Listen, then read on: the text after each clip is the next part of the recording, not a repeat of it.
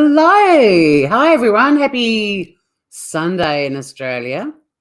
Weird time for me to be going live. It's like 5:30 in the afternoon. So many Australians are probably, winding down from their busy weekends or their cruisy weekends. I had a very busy one, really good one, but a very busy one. And they might be starting to cook dinner. So this could be something to listen along to. I'm planning on being live for no more than 2 hours. God help me. We're just going to be having a bit of a chat, hanging out. God, my cameras, I look really short. It's up higher than usual, but that's okay. Hey, Francesca. Hi, my girl Waffles. Lawless Corner. G'day, Groover. And we had beautiful Morgan in here before saying she's probably going to pass out before I go live. But wished us a wonderful stream and love to Sunny.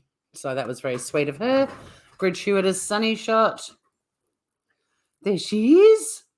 She's upset with me. She had dinner and she's got the zoomies. Well, she had the zoomies. And I chased her around the house for a while and I gave her post-dinner massage that she loves. She jumps up on the ottoman and assumes the massage position. And then I was like, okay, I got to do some YouTubing. And I got the look of, you suck. I've promised her that, the live will end by 7:30 so I can have some dinner and then some Sunday night TV time with my girl. She loves The Traders and I have to watch it with her. So we've got a TV date later. But it's great to have some people here. I wasn't expecting anyone. So, woo! So it is part 7 of a mushrooms mystery or murder series. And there's really not a lot to report on since we last went live about this. We've had the public memorial that's been and gone for Don and Gail Patterson. Simon Patterson spoke at it and was seen to still be wearing his wedding ring.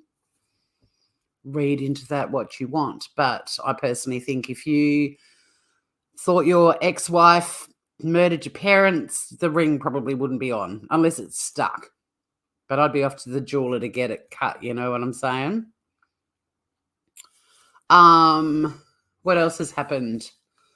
Nothing really. We're going to be reacting to 2 American YouTube creators tonight who have covered it because it's, it's a story, right? As if you wouldn't cover it. One, we've already reacted to Grizzly True Crime and I was like, holy shit, she's a tabloid true crimer. Who would have thunk it?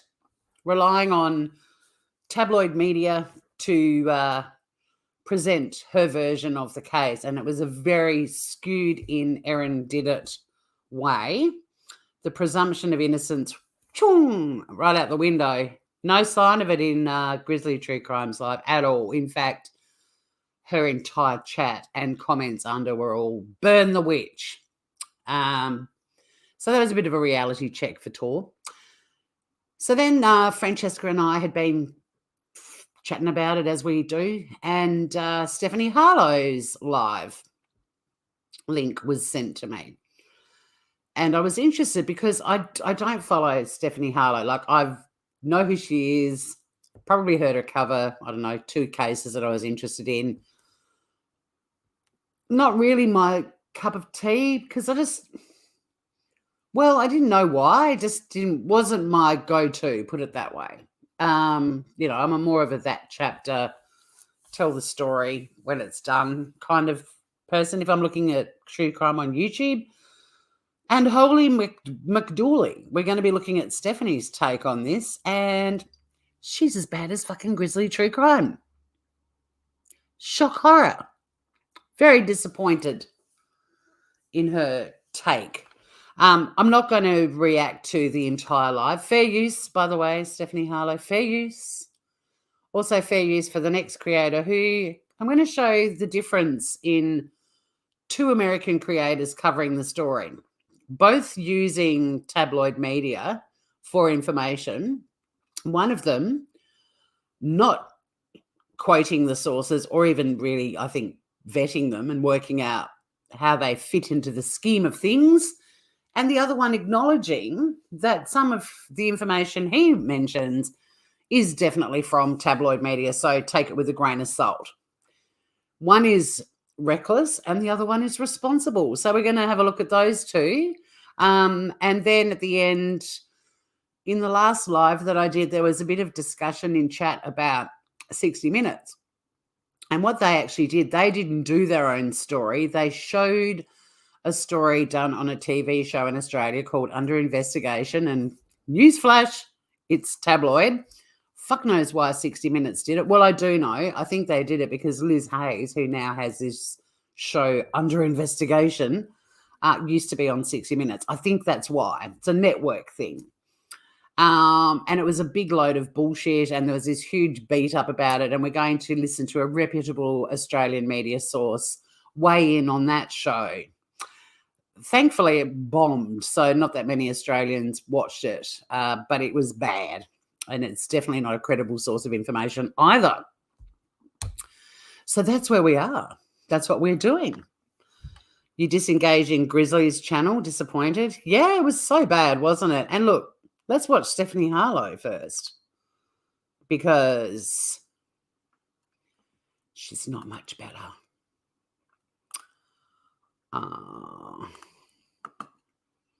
Now, she'll crap on about a sponsor at the start for a period of time, and I'll fast forward it. But before that, I do want to show her start, because I have some things to say about her start too, and I'll see how you guys feel about it.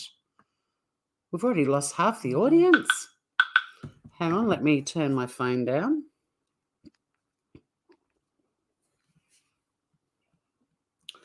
Otherwise, it's going to knock, knock, knock, knock while I'm live, and that will irritate everybody. Put a 1 in chat if you're a Stephanie Harlow subscriber. Not judging, just curious. Curious to see what the viewpoint is in the chat, because she's considered, one of the big ones, one of the big guns. I've already expanded her screen. Hang on a sec. I will get her up on another YouTube page. But yeah, drop a 1 in chat if you are into Stephanie Harlow. 845,000 subscribers she's got.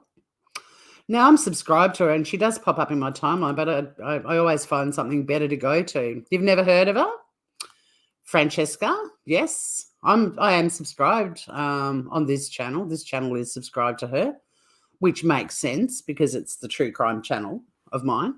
But, yeah, she pops up in my timeline, but there's usually somebody way more interesting to watch than her.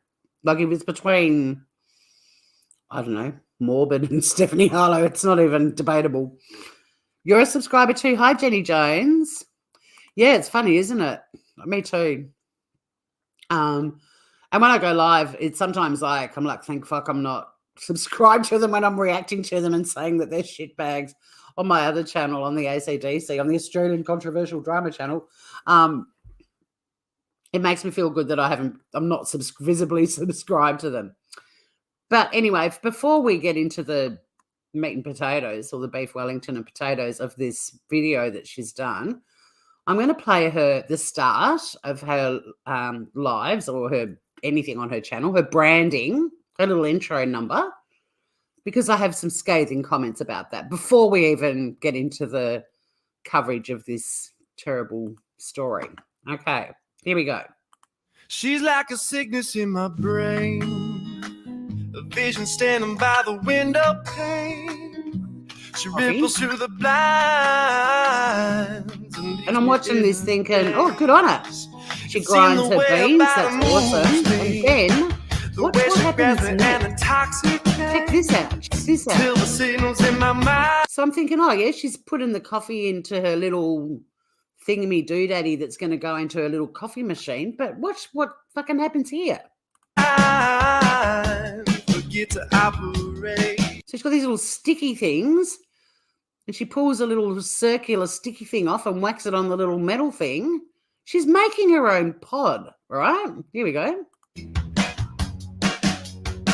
She'll put the pressure in your fragile skull. Immaculate nails, I'll give her that. But there's her little pod machine ready to go. I take my pleasure from my alcohol.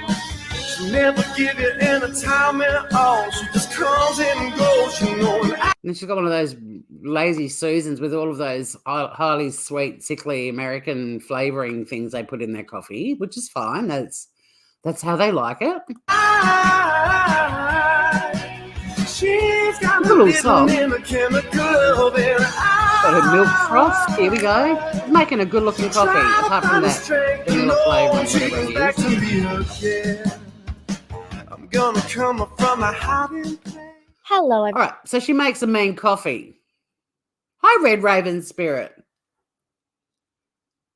But does anyone have an issue with the make your own pod at home thing? I mean, don't get me wrong. Pods suck, in my opinion. I'm a traditional stovetop espresso coffee making kind of girl.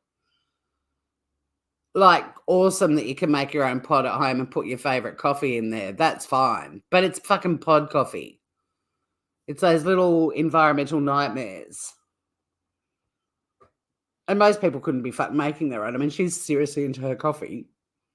But those little things, they're like, if every American household is doing this, either buying the pods or making their own, g'day landfill, mountain of pods. And I don't know if in America they've got them, but in Australia we've got the biodegradable ones, but the coffee in them is shite. So I'm saving the environment whilst drinking shit coffee. No, thank you. Oh, good. I'm not the only anti-pod person. Thank fuck. Because I hadn't even started watching her coverage of the mushrooms. And I was like, oh, man, you don't need the pod machine and to make your own pods. What a waste of everything. And you're just trashing the planet. Get a stovetop espresso, grind your beans, chuck in the water, chuck in the little thing, whack in your ground beans, screw on the lid on your stovetop. Beautiful. Milk frother, I've got one of those. Kill the pods. Kill the pods. Sing along with me, everybody. Kill the pods. Yeah, it is good. I mean, look, her production and everything's fantastic. She deserves her subscribers. She does. However, I haven't dipped my toe in the Stephanie Harlow world for a while, and I can thank Francesca that I have now, because I was like, she's considered to be pretty credible, highly respected in the online YouTube true crime world. Whatever I've heard her cover in the past, I've never gone, what the hell? But let's see how the mushroom story is covered by her. And like I said, I'm not going to go through it. Well, it's only a 50-minute live, but I'm not going to go through the whole thing. I think 10 minutes of it is her talking about HelloFresh, who are the sponsors. They should have a thing on their label that says, mushrooms won't kill you. But I'll just be doing a bit of her to give you the gist, and then I'm going to jump over to the dude on the sofa who Emily Flotilla adores and put me onto him as well, and just show the difference between the two. And it just made me feel good to know that there are some American creators that actually know which media outlets in Australia are shit and which ones are not. Can we get on with violent murder and mayhem? You can kill the world tomorrow. Lola wants to get straight into Stephanie's coverage, and probably mine too. So let me fast forward through her. She's got to, acknowledge her sponsors. HelloFresh. Everybody, welcome back to my channel, and thank you for joining me for another coffee and crime time. I want to apologize really quick because I get a lot of people in the comments lately saying, like, stop touching your glasses. Look, I touch my face all the time, and people that say stop touching it, get fucked. Unless you go live on YouTube and we can all mock what you do, what your little idiosyncrasies are, shut the fuck up. But let's get through the HelloFresh shit. Started is go to HelloFresh.com. Free shipping. If anyone wants to get a discount, thank you so much to HelloFresh for probably doesn't sponsoring apply in video, Australia, but go for it. How do I Erin get rid of this Patterson thing? grew up. Erin. Sorry, I had to get rid of that little thing. Now, look, I'll give her credit too. She does a pretty good job with some of the pronunciations. But look, Australian pronunciations are fucking insane. We've got a town in Tasmania called Ouse, and it's spelled O-U-S-E. And yes, it is pronounced Ouse. But all right, let's get on with it. Scudder in the Melbourne suburb of Glen Waverley with her sister, who's now a trained geologist, and their parents, Heather and Hugh Scudder. And this is a very prolific family, actually, because Erin's sister... It's actually Scudder, double T, but Americans just stutter.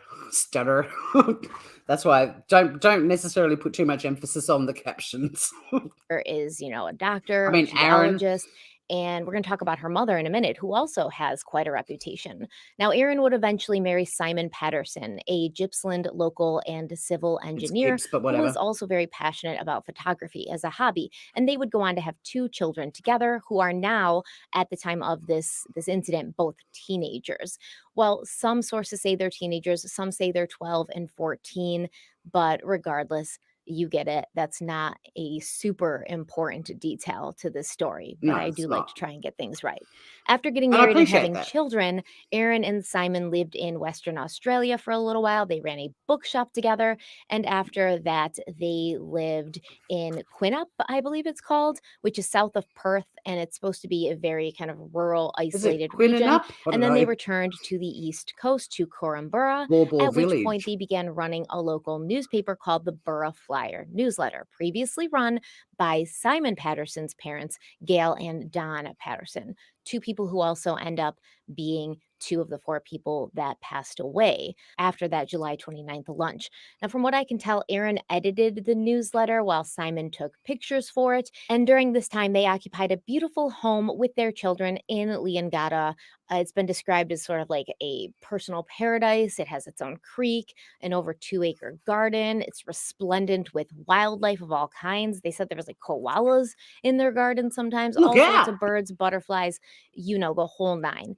So it seemed like Erin and Simon had the picture perfect life. But in the spring of 2022, after suffering from a severe, mysterious gastrointestinal sickness that left Simon Patterson in an induced coma for 16 days, something seemed to shift and the couple separated. They kind of went their own. Now, see, she's done a background research, but a lot of this information was news to me. And my understanding is they'd been estranged prior to the incident with Simon in the hospital last year, which is why Erin in her statement said she reluctantly agreed to nurse him. But that being said, there were also photographs accompanying that post on Facebook that people had delivered a food hamper to Simon, and he'd said he was looking forward to enjoying sharing them with Erin and the kids. So they, it's been described as an amicable relationship, but I don't know if it's actually factual that they'd separated beyond that date. I mean, it'd be a bit dumb to put in this statement, if you were still married at the time, I reluctantly agreed to nurse him. The impression I got was they might have separated. So it doesn't really matter that much. I really want to get to her relying on crappy media, but she does do her background research. I don't know where the fuck it came from, but she does do it.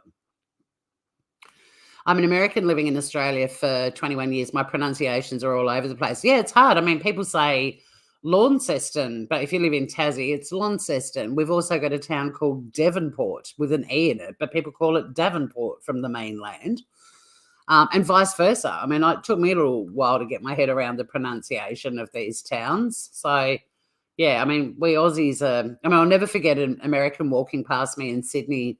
We were sitting outside this restaurant drinking a glass of wine, beautiful Sunday afternoon, the sun, and this American walked past. She's like, I have to say, of all my places in Sydney, Woolloomooloo is my absolute favourite. And oh my God, we lost it. We absolutely lost it. Woolloomooloo. However, when I moved to Sydney, we went to the beach Tamarama, but I've been living in South Australia and I'm from Tasmania and we're more English and we do it the other way. So I was like, oh, I had a great day. Oh, no, where are we going today? To Tamarama. And everyone lost their shit. And they're like, no, it's Tamarama. I was like, fuck, okay. Chill. Justice Jane. Like your name. Welcome. Enjoy. We have a good time here. You sound very responsible, but you're welcome nonetheless. We like we like reasonable people. Justice Jane. I like your name. My middle name's Jane, so I'm already a fan of you.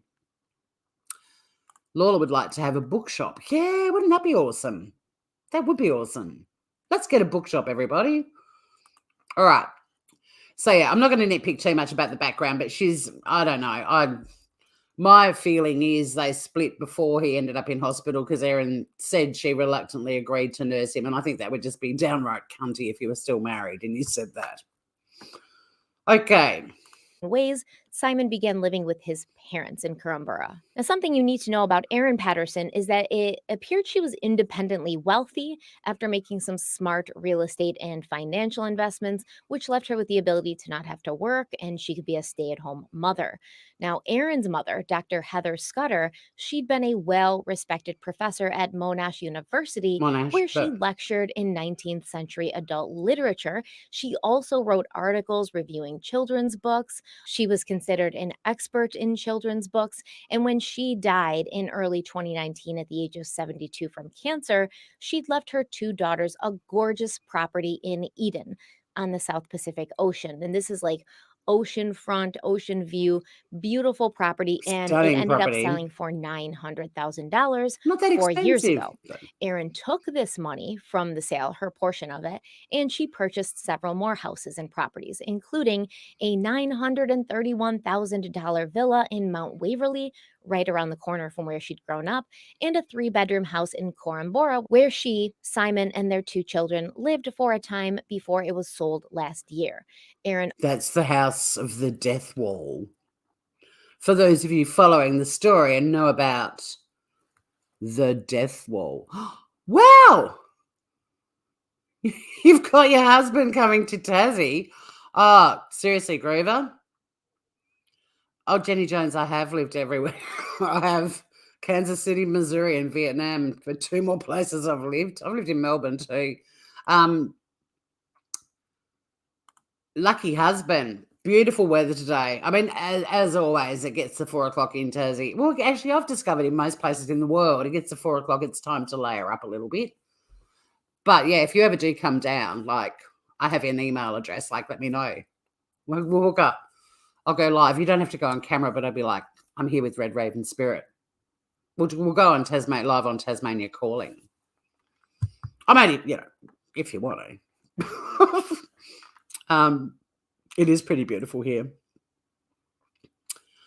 Yeah, cheap for the houses. Your son lives in Mooloolaba, where you got married. We have shitloads of unpronounceable city names. We sure do. Life in Australia is insanely expensive. And yes, Lola, even though Lola got frostbite on the top of Mount Wellington because he was wearing shorts and Ugg boots, at least he appreciates our beauty. All right, back to this. She will cover the death wall at some point. And also purchased land in Leongatha, which is in South Gippsland, where she would eventually build a 2-story home. And this is where she was living alone and with her children at the time of the incident this past July, while her estranged husband Simon was occupying a separate residence in Corambora, just 15 miles away. Now, initially, we were told that the split between Simon and Erin had been amicable.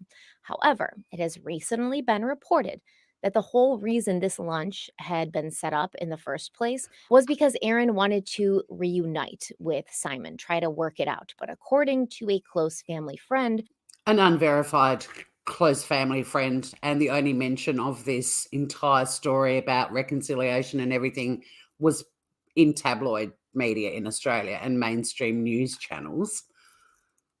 Who didn't want to be named, Simon. Funny that. Why wouldn't you want to be named? Hi. Look, I'm a very close friend. I've got all this dirt on Erin, and I want you to publish all of it. But please, I don't want my name mentioned. Well, can you just give us your name behind the scenes so we can vet you and make sure your story checks out? No. Well, that's fine. We're going to publish it all anyway because we want to sell our papers. You've packed him some flannies. Well, that's probably not a bad idea, but it is very much spring has sprung here. I mean, it sprung here midwinter. Let me just quickly check the weather forecast. But mind you, anyone that comes here and isn't Tassie tough does need to acclimatise a tiny bit, especially if you've come from somewhere hot. But you do add 4 degrees to our temperatures because our sun be bitey as fuck. Let me see. Wouldn't have needed a flannel today. Tomorrow's going to be 21, so 25 by mainland terms. Okay, 15. He'll be cranking out the flannel then for sure. And then we've got a couple of days of 18. It's not a bad looking week. God, we need rain though. Please rain down here. I don't want to have to get my tank filled. I've got bills coming out my buttocks at the moment. I don't need to add my tank to the mix. Yeah, there's no rain coming down here forever. Shame about that. All right. Back to Steph. So this is all of her reporting. Again, not mentioning any sources, but this is all straight from a tabloid. Let's see if she takes her storytelling down the same road Grizzly did. Simon didn't necessarily want this, and neither did his family. They kind of felt that Erin, I guess, wasn't good enough for Simon. That was the impression that at least Erin got, and she was going to try to prove to them and convince them that she could be good for him, that she wanted to do the right thing, that she wanted this to work. And listen to all that speculative bullshit that just came out of her mouth about the whole point of the lunch. Now, Erin put out a statement. It was given to the Victoria Police and also given to the ABC. The ABC them very selves say they obtained it exclusively, not that it was leaked by an unscrupulous source.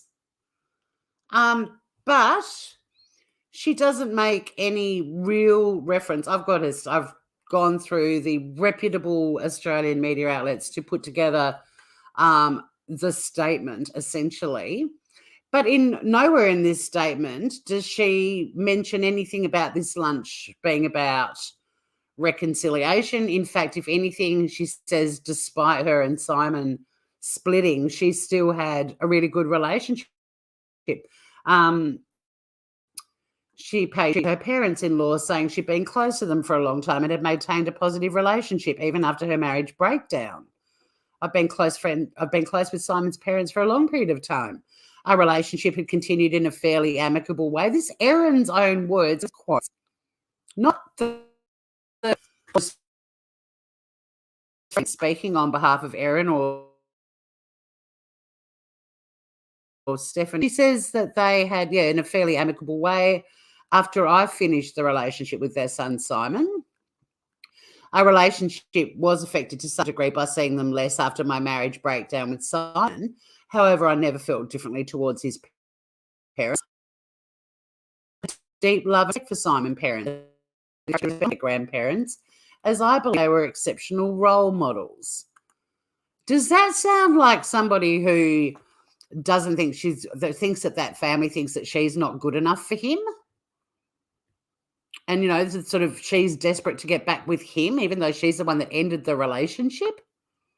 And like I said earlier, he had his wedding band still on at the memorial last week.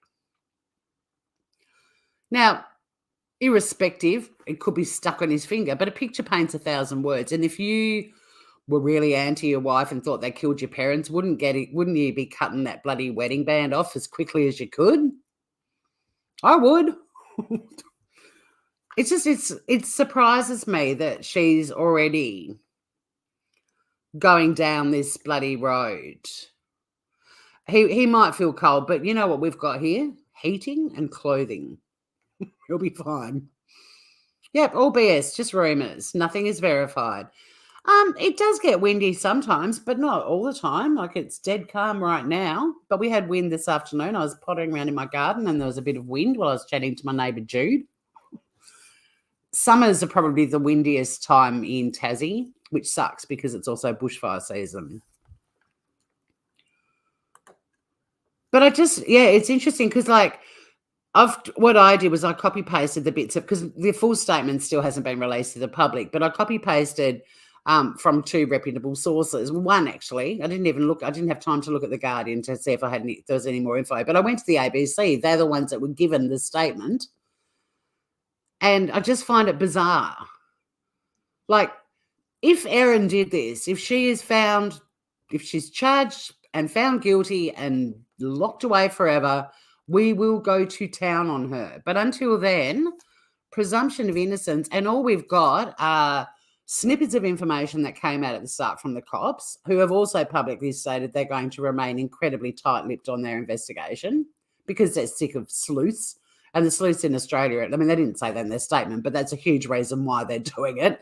Public speculation, be gone.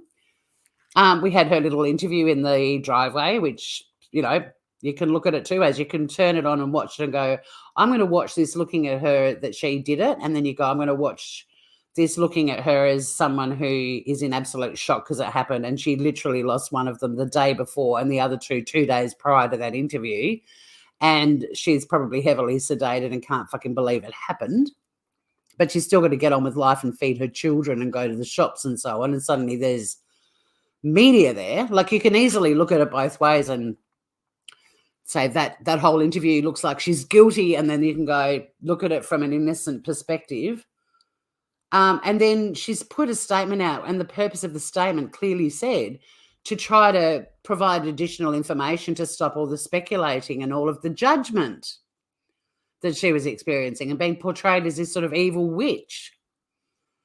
So why aren't people looking at that statement? Because, to be honest, I can't imagine for a second she just wrote that and was like, here, police, here, ABC. There was a lawyer behind that statement. And every single thing in that statement, except for the curious dehydrator story, but everything else can be verified. Like, there's nothing in there that can't be verified. So when Grizzly ripped the statement to shreds, it's like, it might sound dodgy to you, but everything in there the cops can verify. Were the kids at the movies? Pretty easy to verify. Ian Wilkinson's still alive. He's going to be able to provide evidence and a statement. Simon Patterson's going to be talking to the cops as well, and would have already. I just can't get over this whole shift in the true crime world that if you aren't able to paint the most sinister version of what happened, then just don't bother going live. I'm going to be that lone wolf on YouTube going, but presumption of innocence, where be thee? Oh, it goes straight out the window. You don't get subscribers and views if you stick to legal principles like the presumption of innocence. All right, we'll do a little bit more of her. I might jump a bit as well just to play a few more bits of it. She does say a lot in an hour. Like, she gets through a lot of material and information. And her comment section, they've all got Erin hung, drawn and quartered because of it. And if you do want to watch the whole thing, to be fair, because I am reacting to you, Stephanie, there's her link. And, yeah, if you want to watch the full thing, go for it. The in-law relationship is always one of the hardest ones that anybody will have to navigate and maneuver in their lives. And if it's not good, if it's not, amicable, if it's not copacetic, it can be incredibly stressful and leave you feeling sometimes inadequate. And all of this, she's waffling on about this shit, and it's completely ignoring what Erin put in her statement about her relationship with her in-laws, which can be easily verified by Simon and Ian Wilkinson. So the guests that Not the Erin Patterson unnamed had for lunch friend. that day were Simon's parents, 70-year-old Gal Patterson and 70-year-old Don Patterson, along with Gal's sister, 66-year-old Heather Wilkinson, and her husband, 68-year-old Ian Wilkinson. And Ian was a pastor in Corumbara. And That's apparently cool, Ian was Jenny, present Eskimo. because this lunch was supposed to be a church-mediated Melbourne, gathering no- or intervention, no, if you will, with Ian acting as acclimatizing the required. mediator. I believe that what they wanted to do was tell Erin, this isn't going to work out. This isn't what we think is best. She's still crapping on about this shit. Like, all of what Stephanie's crapping on about is just speculating about, you know, we want you to reunite. And this has all come from this unnamed, very close friend from a tabloid. Awesome. Keep crapping on. I was actually shocked. Like, it's one thing to just, and look, I do know that Stephanie at times will go, it's just my opinion, which is great. Sorry, I shouldn't have been so catty. It's just my opinion. I know that she's prone to doing that, but she's been crapping on for a few minutes based on this bullshit very close friend, unnamed and only ever referred to in publications like the Daily Mail. Give me a break. Asked for you and Simon to reunite, so we're going to try to convince you of that at this point. Now, the family friend who's given us insight into what was to be discussed that afternoon said, quote, the people who died were talking to them because they're heavily ingrained with the church, and they wanted to make sure she was right to resume a relationship with Simon. She was basically petitioning to get back with him, and the family didn't think it was the right move, end quote. Now, Simon. And who the fuck is that person still? And why do they get a whole full screen and quote? Like, I didn't think this was Stephanie Harlow's MO ever. I mean, I'm still recovering from being the last person in the world to realize Grizzly is a tabloid true crimer. But anyway, let's keep going. This is riveting shit. This is all tabloid bullshit right now, all of it. Erin Patterson was also supposed to be present for lunch at his estranged wife's home that day. I should hope so, considering it is ultimately his decision as to whether or not he gets back together with her. And I'm not sure why his parents and his aunt and uncle have to be present or involved in that decision at all. But anyways, I digress. Maybe they just all get on really well and they have lunch together from time to time. But anyway, yep, continue. Last minute, Simon canceled. There's the last minute thing again, which Grizzly was so hung up on as well. Last minute, Simon cancelled. Again, where did that come from? Tabloid bullshit. Let me jump over to Erin's statement, because she had to address this as well.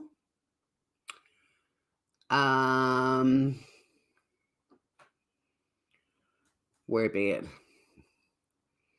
Simon, where are you? She actually included in the statement that the reports that he...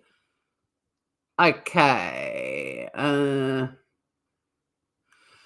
Miss Patterson said her estranged husband intended joining the fatal lunch, but told her prior to the day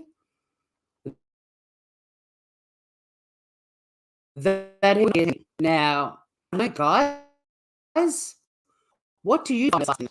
Because to me, it's that friend that you've invited to something, or you're going to go and see a movie together, or they're coming to your house for a sleepover. Or see, we had some today. My solar lights out there have come on for the first time since before. Well, we probably had one wintry day when they did it, when the solar lights have been charged up enough to come. We're getting the sun. Yeah, so last minute to me is that prick of a friend where you're about to walk out the door and you get a message on Facebook. They don't even call you. They just message you on Messenger and go, I've got a migraine. I'm sorry I can't meet with you now. That's last minute, isn't it? It was beautiful here today too. I was doing the Yes 23 volunteering down at the farmers market. It was just gorgeous. It is clicks and views is what it's about. Absolutely. Integrity, being reasonable. I should have turned one of my kitchen lights on. It's getting so dark in. I mean, at least it doesn't look too dark for you guys, but that part of my house is just like jet black almost now. Well, it's not. There's still some light outside. But yeah, last minute to me means you are literally walking out the door, or you've just, ordered your Uber to go and catch up with your friend or whatever, and you get the message, pulling the pin. Anywho, we've already ripped Grizzly to shreds about the last minute stuff. So, but to me, last minute is last minute, not the day before. Sorry, what were Erin's words? Prior to the day that he would not be attending. for reasons unknown. Now, once again, some reports say he canceled at the last minute. Erin Patterson herself has recently come out and said it wasn't really the last minute. He let her know the day before that he wasn't going to be there. But regardless, he was not there that afternoon. And initially, it was reported and we were told that Simon and Erin's 2 children were at the house that day for lunch. But it has since been revealed, or at least told to us by Erin, that the 2 kids left to go see a movie before the main course was served. So they And the whole point of her statement was to clear up the record. She wanted to correct some of the facts that were put out there, and the cops said the kids were there and ate a different meal, and they got that wrong. Guess what? Sometimes cops get things wrong. It doesn't warrant this crazy analysis. Like, the whole point of this statement was to clear some stuff up. Why isn't anyone going, okay, well, maybe the cops fucking got it wrong? Don't you reckon that's easy to verify too? The kids being at the movies, but also the cops going, fuck, we got that wrong. Because the way the cops go, like, they're doing all these interviews, something's horrible's happened and investigating, and then they do the press conference and someone has to go out the front and speak about it. And sometimes they mix shit up a little bit. It happens all the time. I can't remember the name of the DA in the Idaho 4. But I watched every single press conference of his, and he had to correct a few things that got wrong at the start. Like, it's pretty standard. But anyway, Erin's statement was to try to clear that shit up. But apparently there's something sinister about the statement, and I just can't see what it is. She was hoping that putting the statement out would make the media frenzy calm the fuck down a little bit. And she probably, without realizing it too, was sort of also project managing the sleuthing community by putting the statement out. But it's actually worked against her. I think my chat's carked it, or everyone's just, I don't know, cooking dinner or eating dinner. But yeah, I haven't. Oh, no, maybe everyone's just enthralled. Anyway, let's put Stephanie back on. they were not there to consume the beef Wellington, which is, I will say, convenient. And it's like if they're teenagers or if they're 12. If they're teenagers, they don't want to have lunch with mum and the elderly relatives as much as they love them. Hi, Gran. Hi, Gramps. See you later. Love ya. Why is everything so fucking sinister? And this is where you go back to putting yourself in someone else's shoes. Like, we had to sit through so many tedious and painful lunches with our grandparents, as much as we love them, that if we were given the option to go to the fucking movies and skip lunch with Granny and Gramps and the other old people, fucking oath we'd go to the movies. I mean, you can make anything sound sinister if you want to, but you can also make anything sound pretty innocent. Well, not anything. Most things.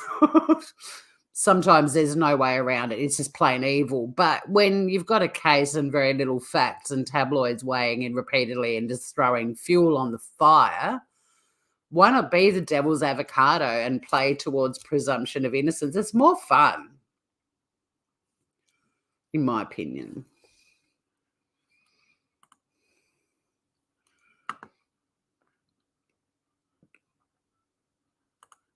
I remind you of Nancy Grace. Does she have a sharp humour? I've never really listened to her. She seems very polarising in the American true crime community. There seems to be very mixed views on her. I think some claim to have been inspired by her, where others are not fans. Now, Ashley Banfield, that's another gigantic pile of poo. Nothing, but I don't know Nancy's style. I might have to check out Nancy and her humour.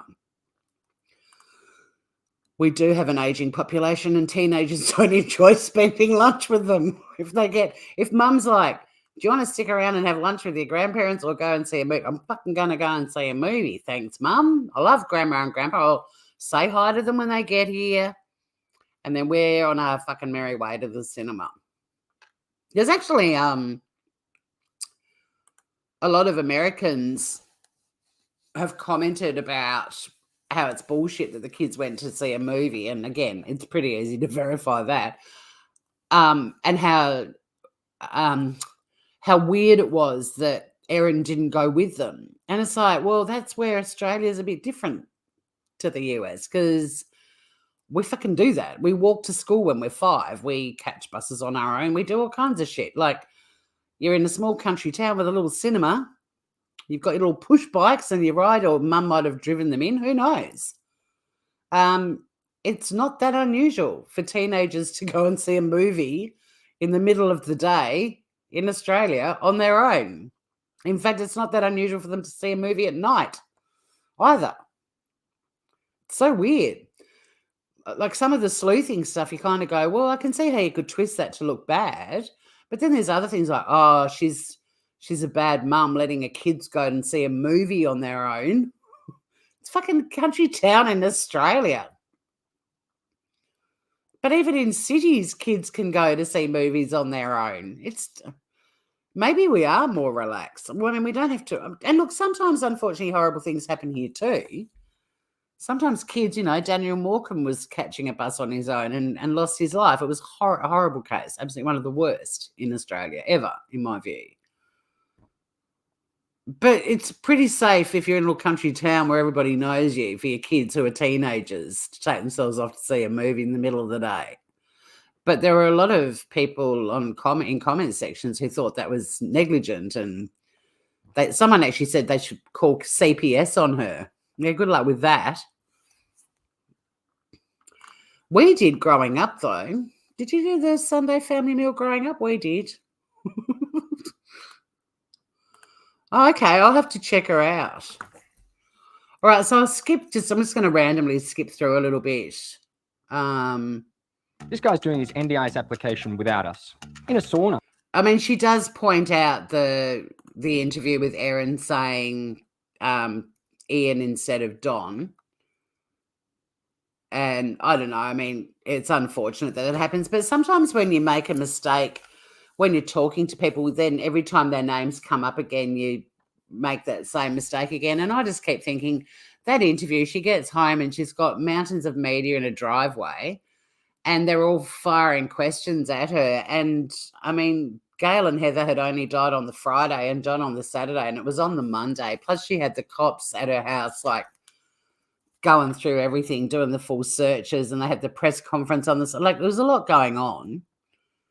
And sometimes, yeah, I mean, I'll make a mistake and someone will correct me and then I keep making the same mistake again. But yeah, so she does point that out, and she finds a lot of weirdness in the interview. But like I said, I think you can find a lot of innocence too. I don't really know where to. We'll just do a tiny bit more. Oh, the dehydrator. Now, the dehydrator, I agree, is the curious part of the story. No doubt about it. I just wanted to get a bit more of the tabloidy stuff. Like I said, you can watch the full thing. Oh, yeah, let's do the death wall. I'm just talking mushrooms now. Come on, where's the death wall?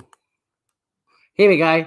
This is the death wall house. With some really weird, bizarre, out of nowhere, disturbing information. And like, you can't make this shit up. So the year prior, Simon and Erin were fixing this house up to sell because they had been living there together, but now they were separated, so they were going to sell the house. And this contractor claims that he was hired to remove graffiti from an interior wall.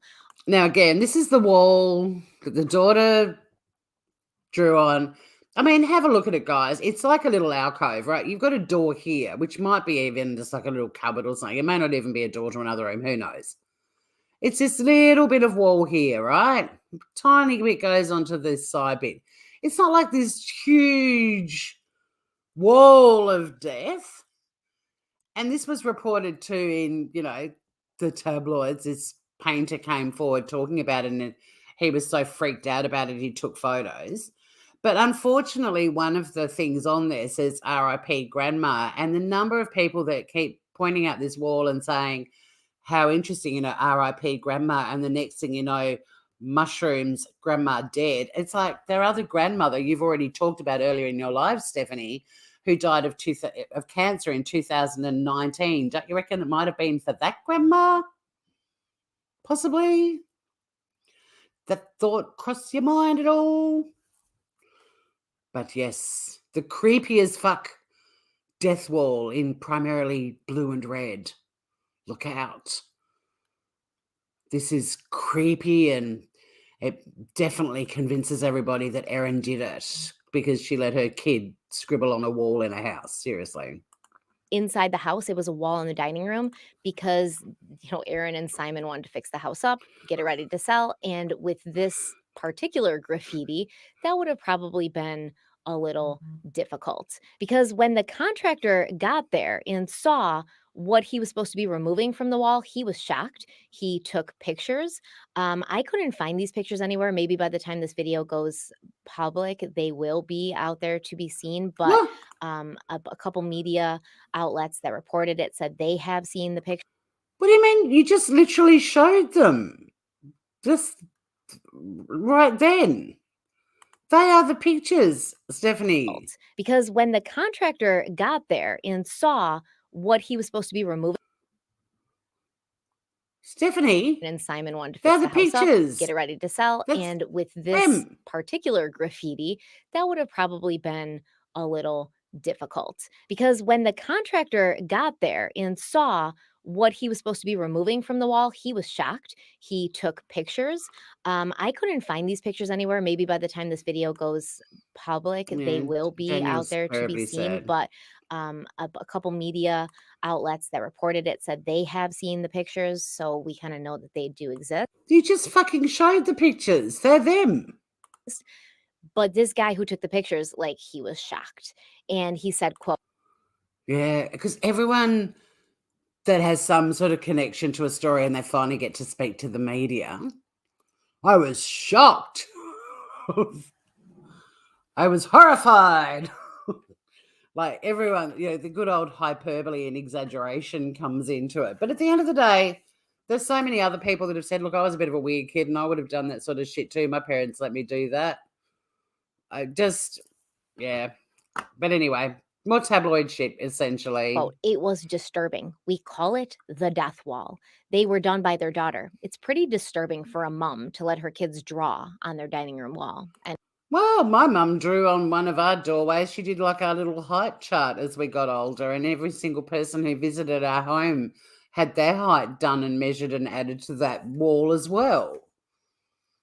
I mean, my mum graffitied the wall in our house, so is it that weird? I don't know. Even dogs and cats' heights were recorded. Anyone who physically came to our house, got to measure your height. Up she went. I don't know. I mean, kids are odd.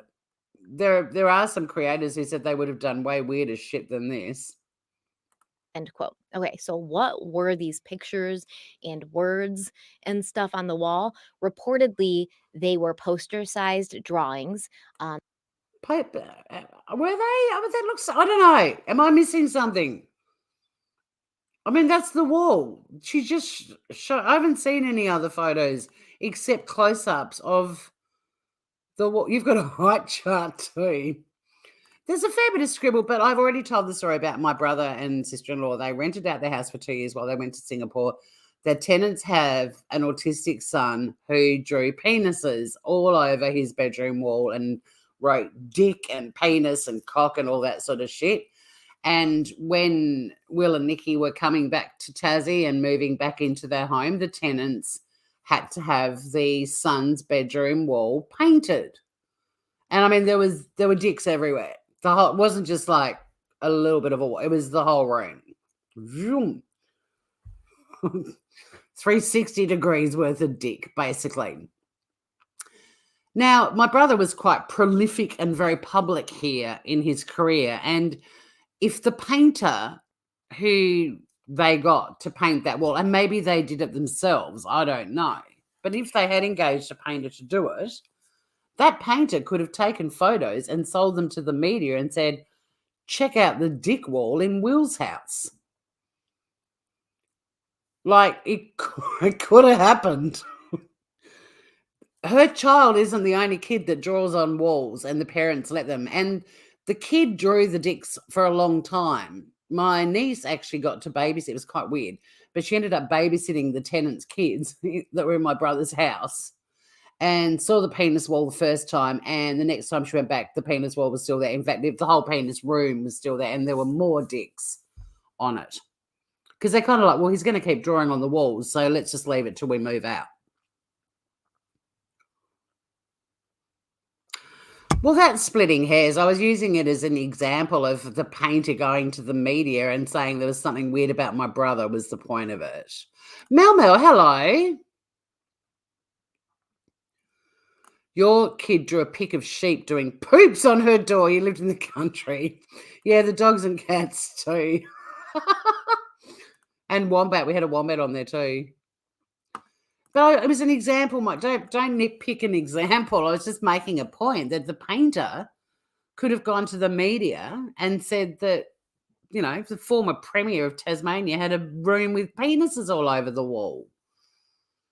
I just don't know if it's that, you know, I think people, if there's an opportunity to go to the media and get involved when there's a story, they're going to do it, and they're going to over-exaggerate the way it's told. So there's plenty of kids that don't have disabilities that draw on walls too, like Mel's daughter. No, I get you, my girl. I just didn't want you to think that it was a chalk and cheese example I was giving. But in any event, it's the whole point is this story actually emanated from the tabloids too. So why it's getting coverage. But the one thing is that everyone that has covered the wall is making a big deal out of the RIP grandma, and now Grandma Gail has died after eating Mum's beef Wellington. But the kids had already lost another grandmother, pardon me, in 2019, and I don't know why these channels aren't going, perhaps it's to do with the other grandmother that died back in 2019. Look, Waffles is great. Waffles wins every time, don't you worry. So I don't really know if I need to play much more. We'll just jump ahead to a tiny bit more, and then we'll move over to another YouTube creator's coverage of it. That would be the case because Erin herself has, you know, a multi-million-dollar real estate portfolio. She's doing very well. She has more to lose by killing them than she has to gain in this moment. So was it just basically a hatred? Was it just I want to poison them, I want them dead, I'm so angry at them, if that's what happened? And of course, I'm not saying that Erin Patterson purposely poisoned her in-laws at all, because I wouldn't know that. I hope that that's not what happened. But I will say I would be leaning more towards the fact that she did it on purpose, simply because of the lies, the changing stories, getting rid of the food dehydrator. Oh, I don't know where I bought those dried. But yeah, see, this is the thing. And again, it's getting all beefed up and out of proportion. Now, don't get me wrong. I think the dehydrator is the crucial key to this whole friggin' story. I do. But the lies, like, she admitted in her statement that she lied about the dehydrator. What are the other lies? Like, the statement was to correct what the cops said about the kids being at home that day when they weren't, and that can be verified that they weren't at home.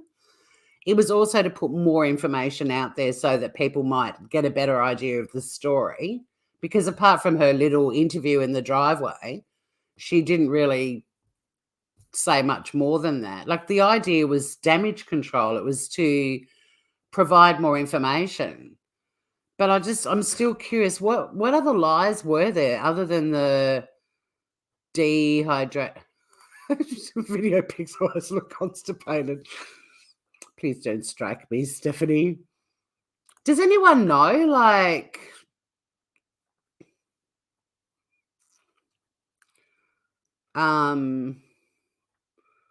what other lies she's told?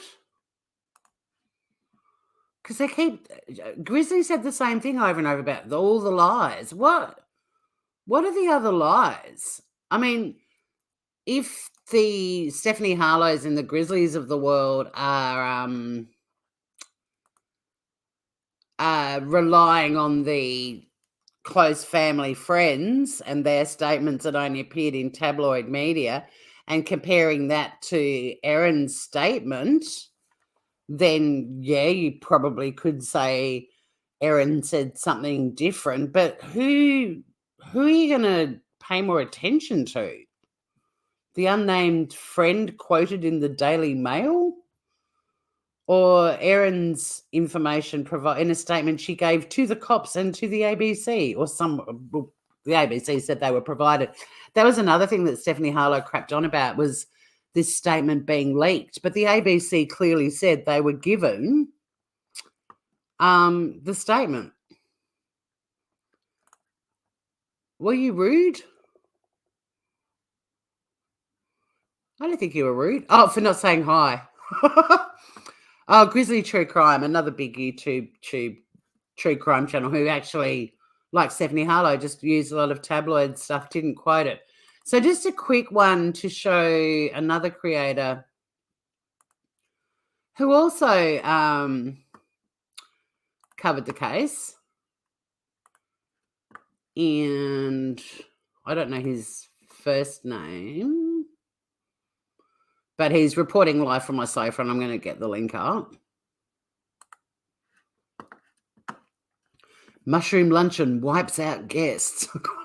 Look, sadly it did, but now this dude I like a lot because he is pretty thorough in his coverage in his live. It's only a 40-minute video, but he also does mention some stuff that he read in tabloid online articles like the Daily Mail, and sort of says, grain of salt, just think about the source, not sure if they're credible, kind of stuff. And I just think it's kind of interesting to see. Gave me hope that not everyone has her completely hung. Now, look, I mean, it is a story where you kind of can take either the guilty or not guilty line, because it's such a mysterious story. And I understand for clicks and views and stuff, you really are better off going with the more sensationalistic, foul play kind of version of events while it's all still floating around. But this guy at least credits his sources and also points out some of them are dubious. You used to mod for him. Go Mel. Anyone else have that claim to fame?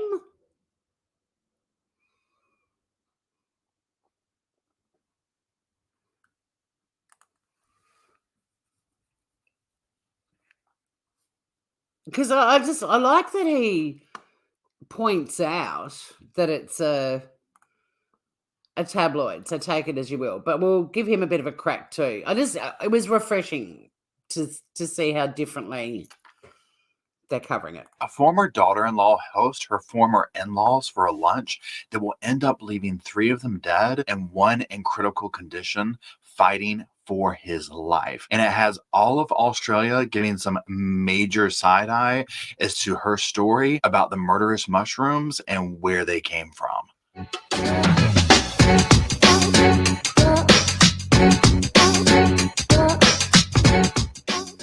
Hello, Sofa Squad, and welcome back to the sofa. The sofa's behind me, still pretending to be a sofa. My name's Paul, and our sassy sidekick, Mr. Roscoe Pico Train, is sitting over here under some covers, though I will almost guarantee you that he is going to be making his little chicken scratching once I start. I was actually listening to him, and I don't know if Mr. Roscoe Pico Train actually does make an appearance, his little puppy dog. It's a dude and a dog and a chick with a cat. What am I? I'm live from my office chair. Not a gamer chair and not a recliner.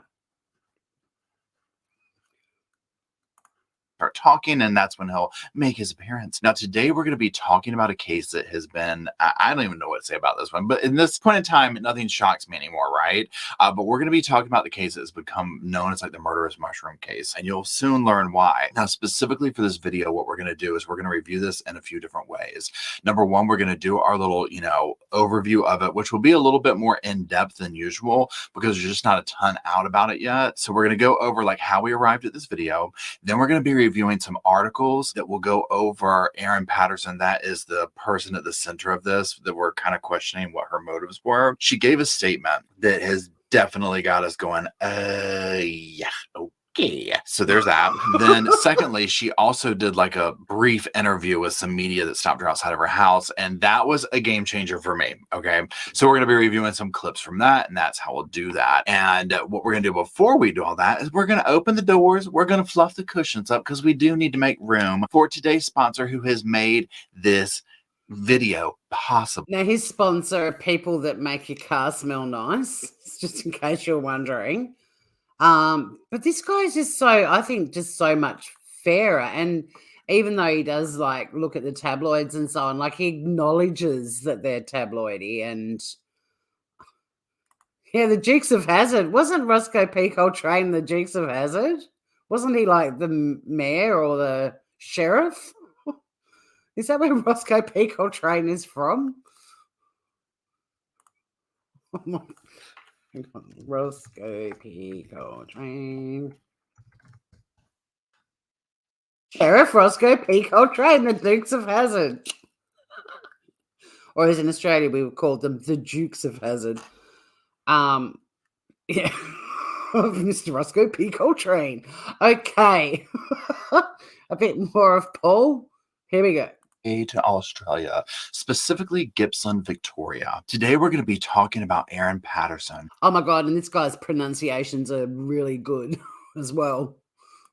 She prepared a beef Wellington luncheon for her former in-laws, and it did not end well. And yes, I say former in-laws. That is correct. Erin was separated from her husband, Simon Patterson, but she did remain close with her former in-laws. She says that, they kept up their relationship. They were very close before the separation. Now, this is how this went down. Patterson invited her former parents-in-law, that's Gail and Don Patterson, along with Gail's sister, Health Wilkinson, and her husband, Ian. Now, this was for luncheon on the July 29th at Erin's home. Now, here's another part to it. Her former husband, her estranged husband, Simon, he was supposed to be joining, but he backed out last minute. So keep that in mind. But here's the only thing. Hours after this. But there was the last minute thing again, which we've already covered extensively, I think.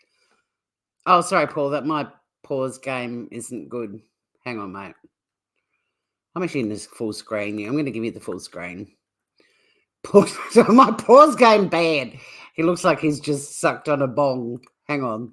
Here you go, mate. Meal, the guest fell ill. And when I say ill, I'm talking deathly ill. Now, days later, 3 of them have passed. One of them, Ian, is fighting for his life. At the time of this video, he's still alive, but critical condition. So depending on when you see this, he might have already passed. Obviously, we're hoping not, but that's just the state of things right now. No, he hasn't. He's actually doing quite well. Well, I mean, he's lost his wife and his brother and his sister and brother-in-law, and has going to have some pretty major health issues, but yeah, he's okay, Paul. Right now at this recording. And it does look like he's waiting a liver transplant. I mean, this is that serious. We're going to talk about these mushrooms because you see how, these people literally, this almost instantaneously killed them, right? This is major. Destroys the liver very quickly. These are incredibly. That's a bit over the top, Paul. It was actually like a week later, but nearly a week later. But let me just speed through a little bit because he talks about the mushies for a while. Let's get back to the reporting. But for the most part, like, he's definitely a drama queen and he's very eloquent and loves all of the dramatics. But he's just so engaging and appealing and witty and lovely. I think we all want to be his buddy, right? Australian. In fact, he reminds me of my friends, whereas Grizzly and Stephanie Harlow, I have no friends like them. Grown mushrooms bought from a trusted retailer. So yeah, he is funny. Not a cute look for Miss Erin. Now again, she's claiming, well, I don't really remember where one of the markets was, and another one was like a little Asia market or something. Remember how it said that they can be mistaken for that or whatever? But we'll also get into her experience with foraging herself here in a little bit. Yeah. Now, like I said, one of her friends is one of her friends, and this is another thing. No credible media outlet has commented on her alleged experience foraging. And they're all talking about it because, again, tabloid. And, again, easy to verify. Let's see what Simon says, because I think even Paul in this live says, "Oh, well, you know, Simon and Erin apparently were great foragers and know all about it and so on." Well, it's pretty easy to get the answer to that question for the cops. Hey, Simon, did you and Erin get into foraging?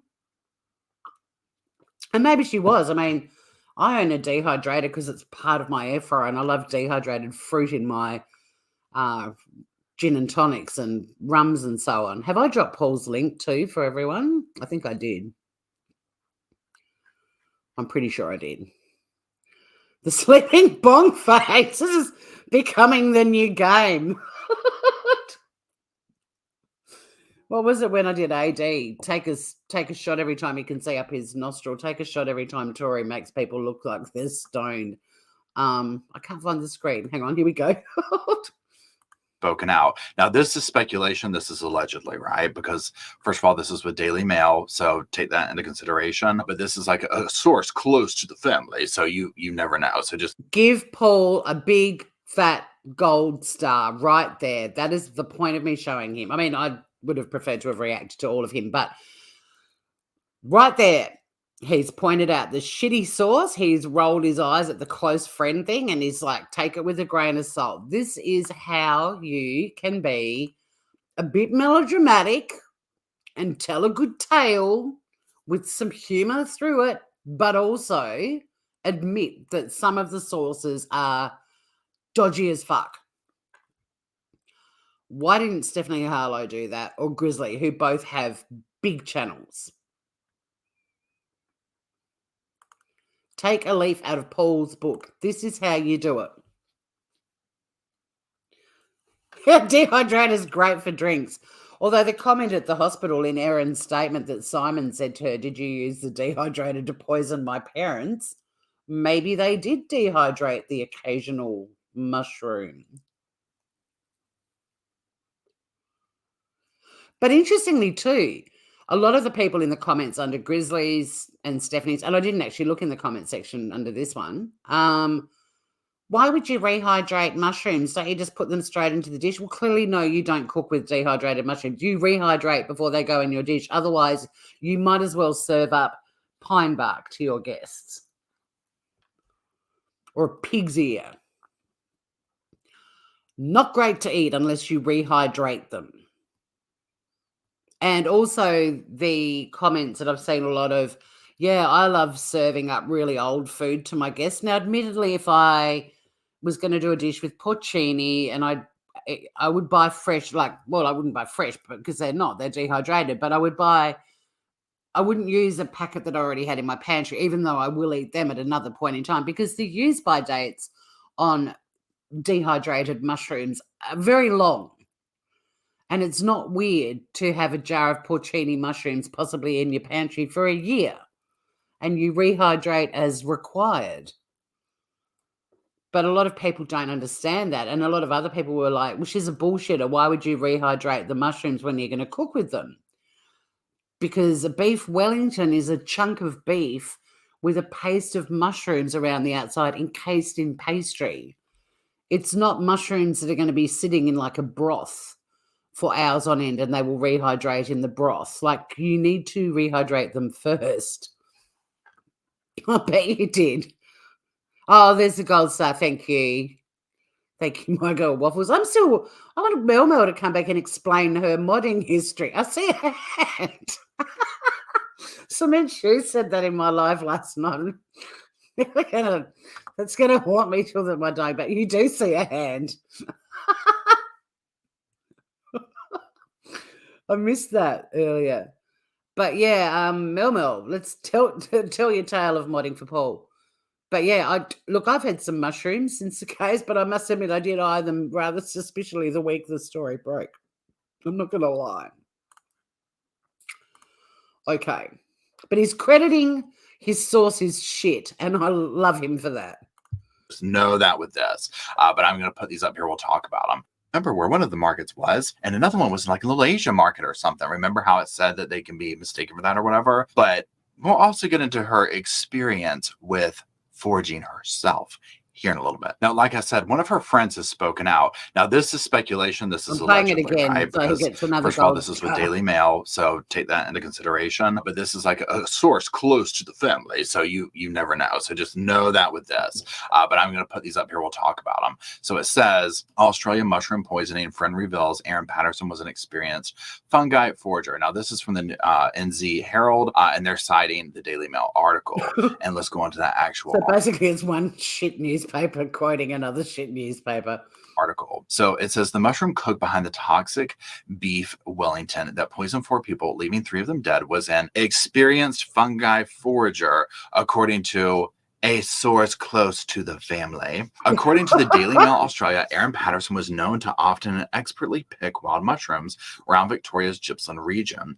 A friend of Patterson's family revealed Erin was very good at foraging and at identifying different mushroom varieties. The Patterson family, including Erin and estranged husband Simon, would pick mushrooms each year when they were in season, the friend said. G'day, Simon. It's the cops. Did you and Erin used to go foraging? Were you experts? Was Erin very good at it? Did she expertly pick wild mushrooms? Was she good at identifying the different mushroom varieties? No. Okay. Thank you, Simon. That could be Simon's answer. He could go, hell yeah, we were both so into it. People always called me a fun guy. And they used to call Erin a fun gal. My, how we laughed. So here's my thing. Let's go based on this is true. All the more reason to be like, wouldn't you know better than this? Like, wouldn't you recognize this? And why would you have these random mushrooms from other places if you're going to getting your own mushrooms? That type of thing. This part doesn't look good, but again, this is very speculative. This is very he said, she said. So we have to take this with a grain of salt. Okay, we can't get too serious about this part right here. And on that note, now, you see what I mean? He keeps mentioning very dodgy sources. Take it with a grain of salt. Oh, look at his face now. Let's see. What's he talking about now? He's getting dramatic. Hello. Yeah. I mean, this is not good. What's he talking about? Into it. Worried that she might lose custody of the couple's children, Miss Patterson said she then panicked and dumped the dehydrator at the tip. Now, look, the dehydrator is the dodgy bit as far as I'm concerned. But interestingly, she put that information because she admitted she'd lied to the cops about the dehydrator, and then she put her explanation. And I don't know, I've never been involved in a custody battle. I don't know how quickly you panic and think you might lose your kids and so on. But it was Erin who put all of that information in her statement. Patterson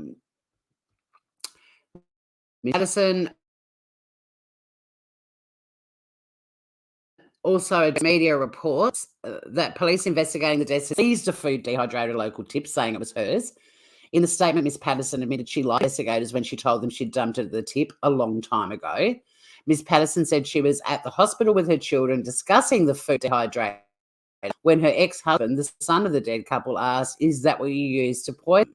Worried she might lose custody of the couple's children, Miss Patterson said she then panicked and dumped the dehydrator at the tip.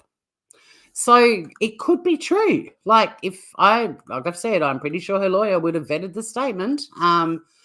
But that is probably she's admitted in that instance she lied, but that's the only lie that I'm aware of. Risa to sofa guy. He's refreshing. And I feel bad because Emily has mentioned him so many times and it's taken me a long time to actually get into him, and here we are. But yeah, the dehydrator is the one that's a bit bizarre, but a lawyer would have read that statement and said, yep, let's put it in. That's your explanation of it. And again, guess who can verify it? Simon and the kids. So I don't know. Maybe she did panic. Maybe she did think, fuck, Simon's now got some dirt on me. I've got to get rid of that bloody dehydrator. I don't know. People are weird. You know, we can analyze any person. It was like the Idaho 4 with the hoodie guy being suspicious at the food truck, and I looked at the footage and I'm like, but check out that couple over there making out, and What about the guy in the singlet and shorts when everyone else is rugged up wearing beanies and big puffer jackets? Look at those other people in hoodies. Like if I was getting a pizza, I think I said in the live at 1:00 in the morning in my hoodie and my Ugg boots, I'd look like a giant blueberry. And if people saw CCTV of me there, they'd be like, what the fuck is that giant blueberry doing getting a pizza at 1 in the morning? I'd look dodgy as fuck too. So who knows? But I just think it would be a pretty dumb thing for a lawyer to say, yeah, leave that comment in if it was a problem. Erin might just be a bit like that. She might just panic easily. But the people who can verify that part of her statement, that'd be Simon and her kids. She was at the hospital with her children discussing the food dehydrator, and there was Simon as well. They can all verify that conversation. Okay. Numerous things. First of all, let's just go and address this. The husband, ex-husband. Now, we don't know their vibe. I wasn't there. I wasn't friends with them. There's might be reasons, obviously, that they separated. So, there could be a lot of that going on. The fact that he's like thinking that she killed them. I mean, hello. Yeah. I mean, this is not good. Yeah, but he said it to her, not to he didn't go to the cops and go, she killed him. It's very easy to spend so much time on one little sentence. I'm not bagging Paul for this because he's, I think, still being pretty reasonable the way he's covered it. And the fact that he openly admits some of his sources are suspicious as fuck, he gets a gold star from my girl Waffles and me. The fact that then this is another red flag. I was afraid I'd lose custody of the children. So I panicked and threw it away and lied. That's major. No, I get. And if we're going on two notions here, number one, it's a complete accident. Losing custody of your children and whatnot is a scary thing. That could push someone to do something shady and lie. Given the context that this is where I'm like, way too much stuff is going on. You have a food dehydrator, and the dehydrated mushrooms are what took out your guest. And your ex-husband says something about it, who was supposed to be at the dinner, and then you panic and throw it away and lie about it, girl. And no. Okay, so then it's... And what if she didn't even use the dehydrator? Like, what if the dehydrator testing comes back and there's nothing suspicious in the dehydrator? And she literally did just chuck out the dehydrator because Simon was like, did you use the dehydrator to poison my parents? She'd be like, I don't have no dehydrator. Flick. Well, I don't know. It could be. We don't know what they're like, these people. I mean, you see her in the driveway. She's kind of goofy and awkward and quiet and odd. And I don't know. Like, if Simon just did that as a throwaway comment, she might be like, going to get rid of that fucking dehydrator. And there may be nothing dodgy. I mean, who knows? More will come out. I'll give Paul a little bit more time.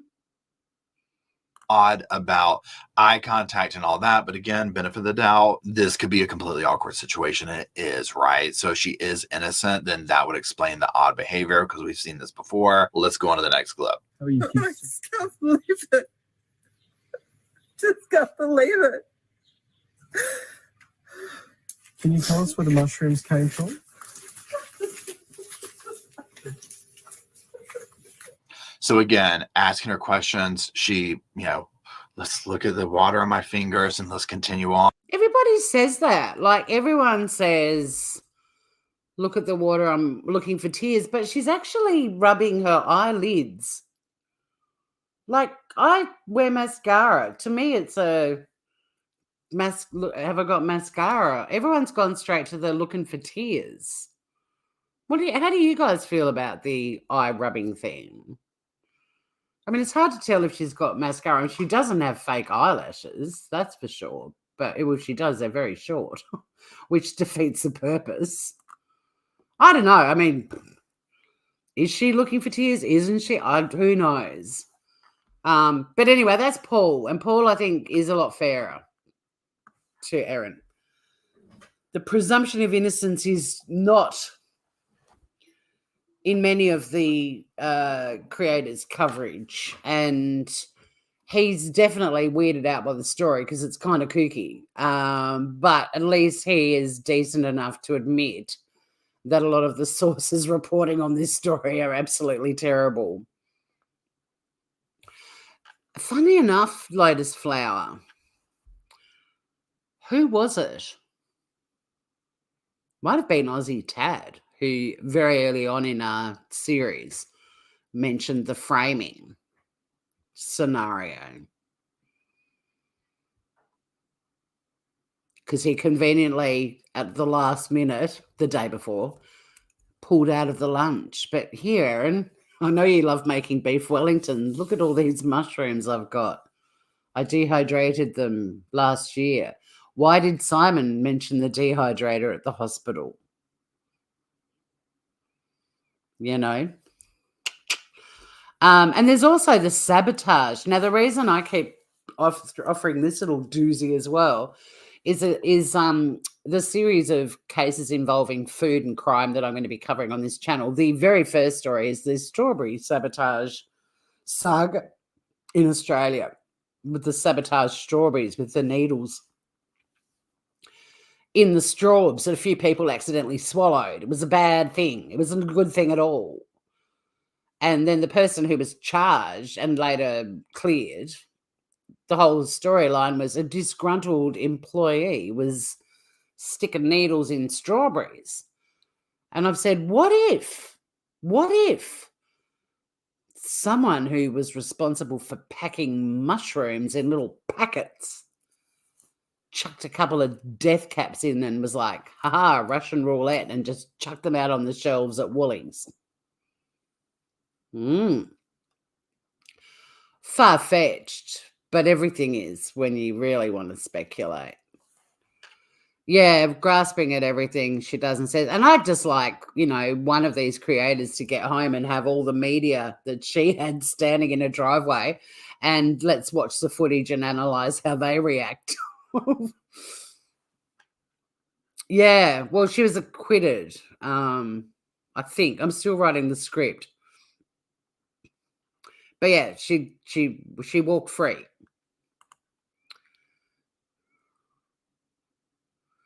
Yeah, well, I mean, if she was doing this sort of thing too, I mean, if I touch anything, I look at my fingers to see. But this kind of rubbing, like, I mean, I don't know. Who knows? We don't know her baseline. I think it has to be simple. No one else got sick. Occam's razor. But, well, there's the other thing too. She did get sick too. But then it's been pointed out maybe she took things to make her have symptoms, and I don't know. She doesn't strike me as a criminal mastermind, but maybe she is. We'll find out soon enough. Okay, so the last thing I want to end with, and then I'm going to go and make some dinner, and it's TV time with Moogie, Sonny Bum. There's been a few peeps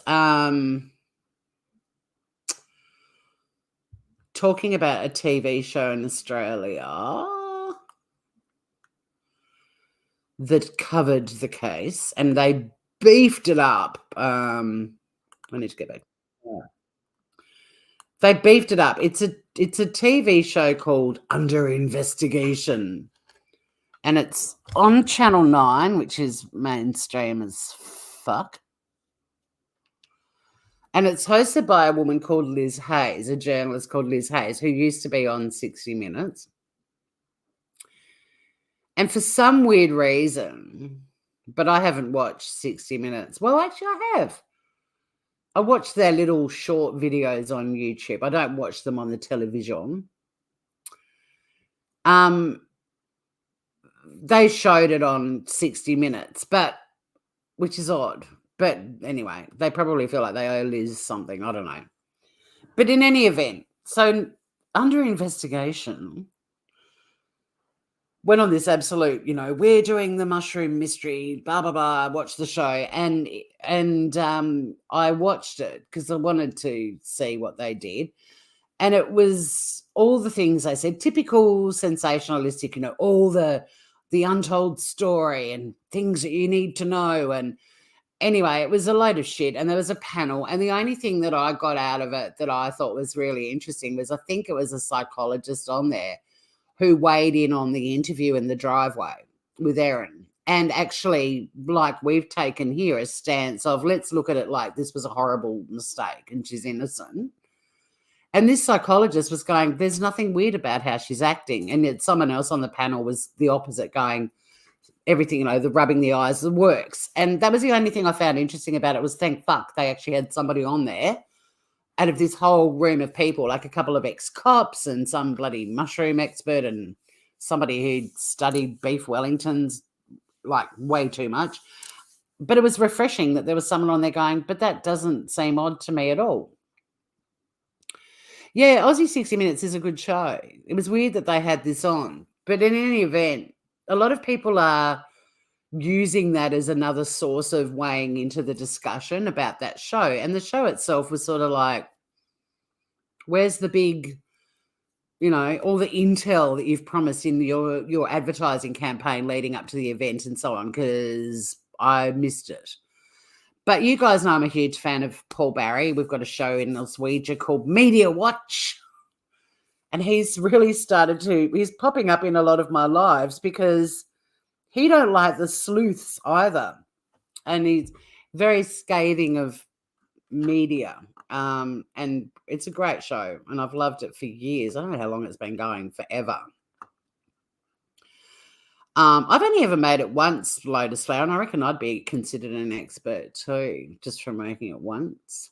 Because there was an American channel that said, or was it one of the ex-cops? It might have been one of the cops actually under investigation.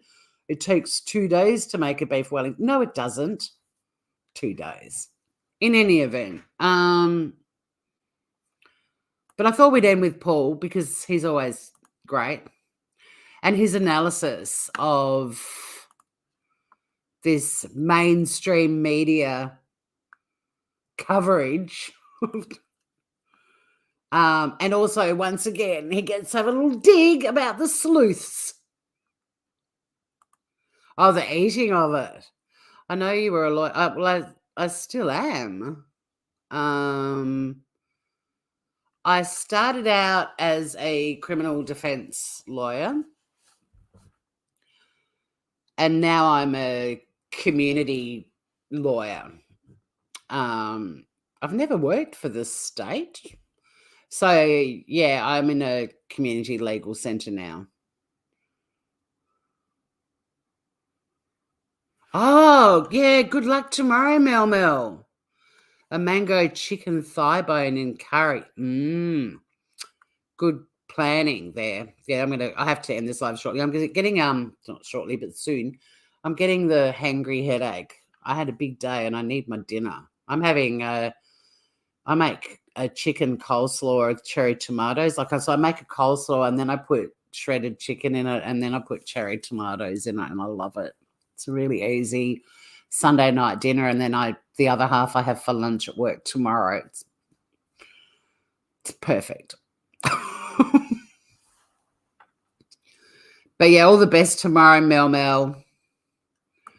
So I'm going to hand the reins over to Paul Barry, who doesn't ever strike me. The ABC is so fair with all of this sort of stuff. The Australian Broadcasting Commission, just to clarify. Let's have a look at Paul Barry's summary of Channel 9's Under Investigation and listen out for his dig at sleuths. But now, let's go to the cook, the diners, and one giant mystery. Yes, the giant mystery is one that's left 3 people in Victoria dead and another fighting for his life. All after a mushroom meal. And it's raised more questions than answers. But luckily, Nine's Liz Hayes is on the case, looking for answers in her tabloid TV sleuthing program, Under Investigation. Sleuthing program. It's the fatal feast. A family lunch turned deadly. That's got the whole world. Claimed 3 lives. Was it accidental? Desperate for answers. I'm devastated. I loved them. In a special Under Investigation. Was it an innocent tragedy or was it a premeditated murder? The Mushroom Mystery. Nine bills the show as a gripping investigative program that puts a spotlight on unsolved crimes and mysteries. And when you have a fatal lunch, 3 dead diners, and 1 person of interest, you're looking at the perfect case. But before we could hear all about confessions, the food dehydrator seized by police, revelations, and deadly poison. It was not just one mushroom. We got a Liz Hayes publicity blitz to sell the sizzle, with multiple interviews across Nine's TV and radio platforms. Oh yes, she was media pimping herself all over the place. No doubt about it. And the sales pitch went like this. How many of these mushrooms do you need to eat to die, basically? How would they get into a beef Wellington, for example? You mix them up and you coat the beef and you add the pastry. That's how they get in a fucking beef Wellington. It's not like Mission Impossible and they have to lower themselves down from the ceiling and insert themselves into the dish. How do poison things get into a dish? They're there, they're prepped, they go in the dish, whether or not you know it, that they are poisoned. That's how they get there. It's not like the beef Wellington's the Great Wall of China and no one can penetrate it, for fuck's sake. Breakfast with Laurel, Gary and Mark. Their listeners must have been absolutely captivated with this question. Jesus Christ. It's a Saturday gathering, lunch, family, and before you know it, 3 are dead. I think whenever we can put ourselves in a situation like that, you're sitting down and that's the last thing you might expect, that you would die. It sure is. So, what did we learn from Nine's hour-long deep dive into the fatal lunch? Not much. And did its 5-person panel, including 2 former detectives, a clinical psychologist, a toxicologist, and a fungi expert, crack the case? So that girl on the left, the blondie, she's the clinical psychologist who was so reasonable and just like, thank God. How bad was... I know I keep thinking of the cook, the thief, his wife, and her lover as well. I want to go back to Paul's reaction. Apparently he's traveling... Well, there hasn't been any public update other than, you know, he's still with us. I just love Paul Barrett. You go to a dinner, the last thing you're going to expect is I'm going to die. And the consumers lap this shit up. I'm so concerned about the future of this planet. Like, honestly, there was a point in time where I was naive, inexperienced, and I'd watch shit like this and I'd be like, oh my God, I've got to watch this show. It's going to be amazing. But I'd still watch the show and go, I already knew all of that. What was the new shit you promised? Like, I was smart enough even as a youngster to be like, what is this trickery? But now we've got this population out there in the real world, out in the wild, and here on the YouTubes, that they lap this shit and they're like, oh yeah, oh, that show was so good. Did you watch it? Talking about the mushroom mystery, it was so good. Oh, they had revelations and confessions. It was amazing. We are, Francesca. We're absolutely fucking screwed. I saw a hand. Okay, here we go. And that's the last thing you might expect, that you would die. It sure is. So, what did we learn from Nine's hour-long deep dive into the fatal lunch? Not much. And did its 5-person panel, including 2 former detectives, a clinical psychologist, a toxicologist, and a fungi expert, crack the case? No, it did not. But we did learn about the difficulties of cooking a beef Wellington, the fatal dish reportedly served at the Sunday lunch. It's a challenging choice for any home cook. If you intended to mask the fact that there was mushrooms in a dish, that would probably be a fairly good way of doing it, yeah? It's not. The whole point of the beef Wellington is it's encased in mushrooms and pastry. It's not like this rogue mushroom. I wish to conceal the poison mushroom. What would the dish be that I could do that? But I don't want people to know there's a mushroom in it. Well, it won't be a beef Wellington because it's beef wrapped in a mushroom paste, wrapped in pastry. Now I'm thinking of Laura Palmer wrapped in plastic. I mean, if you're going to sneak a little death cap mushroom into a dish, put it in the ice cream that you serve for dessert, you know, like hide it. And we learned that deadly mushrooms are indeed deadly. The death cap mushroom is a ruthless killing machine. and then slowly but consistently your liver literally dissolves. Sorry, it's hard because people did lose their lives, but the death cap mushroom is a ruthless killing machine. That might be why it's called a death cap. And what about the cook, Erin Patterson, which is what viewers really wanted to know, given she's the only person of interest named by police. She may well not have done anything wrong, but she may well also be a person of interest or a suspect. This is riveting shit. How could any of us go through life without a show like this explaining to us that Erin Patterson might have done it deliberately or it might be a terrible accident? Because I couldn't possibly have come up with that all by myself. Thank you, Under Investigation. Gripping shit. And why have they got that Who Wants to Be a Millionaire music playing in the background too for dramatic effect? Deadly mushrooms are deadly. A tiger shark is definitely a killing machine. Definitely. But so is a death cap mushroom. Hardly an insight. And on it went, with Nine's lawyers ensuring that one ingredient was always in the mix, but police have not charged Erin with anything. She has been named as the person of interest, but only because she was the cook.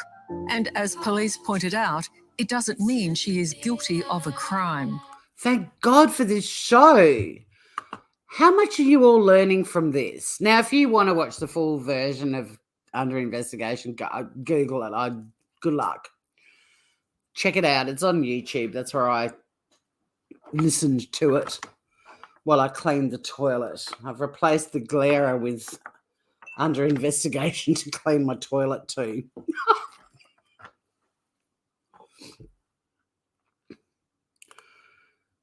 The part that sticks with me is why doesn't she remember where she got those mushrooms from and why hasn't anyone else been sick if they were sold? Yeah, well, I think the sold in the store thing's pretty easily explained. Like, they just wouldn't be there unless there was a disgruntled Woolies employee who wedged a little death cap into a little punnet of mushrooms before putting plastic over the top. But the other part of your comment, the police would have already been onto that and hopefully found the shop and so on. Because nothing's coming out of the police's tight-lipped mouths. But it's a pretty, I think one of the first things they would have been done was like, let's go to Glen Waverley, show us his shop.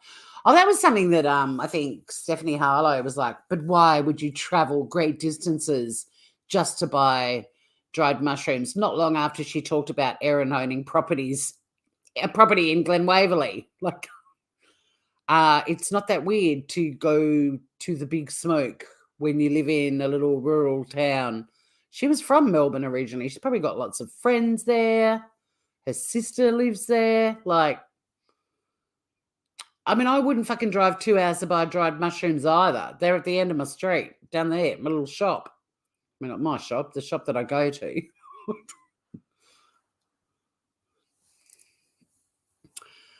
No, the only thing that's been said is that she couldn't remember the name of the shop.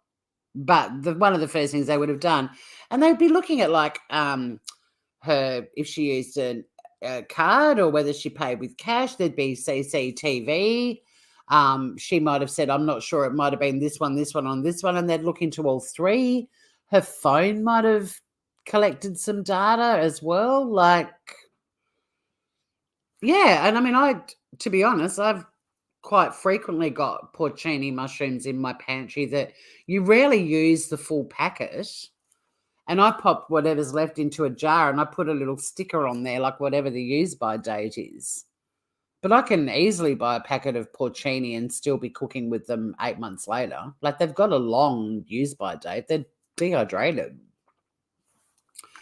But I do think the Asian grocery store and the dehydrator, they're the two kind of, but they're also probably the two things the cops have spent the most time investigating, you'd think, you'd hope. Yeah, exactly. Because one night when we were talking about Asian groceries, I actually tried to show everyone the one that I go to because it doesn't actually have an English name.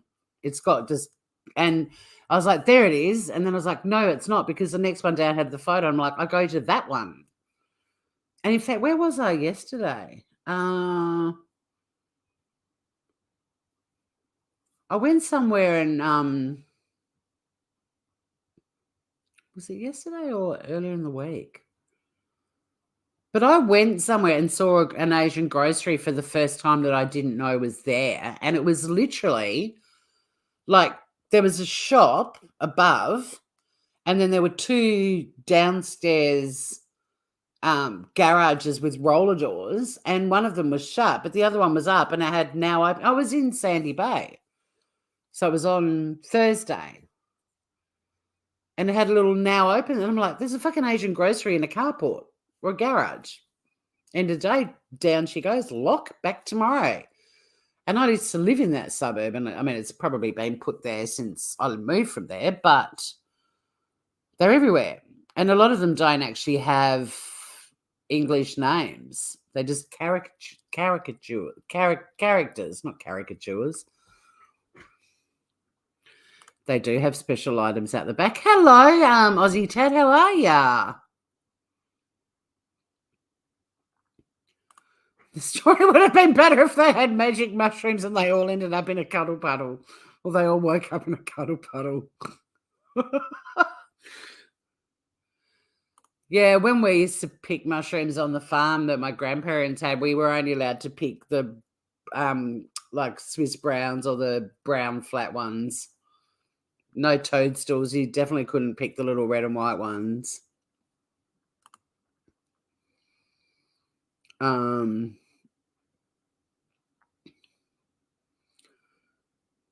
Mandy Hall. How are you, gorgeous? Bin chickens. All right, so we'll just finish Paul Barry's scathing and brilliant. I'm going to drop Media Watch's link in the chat too.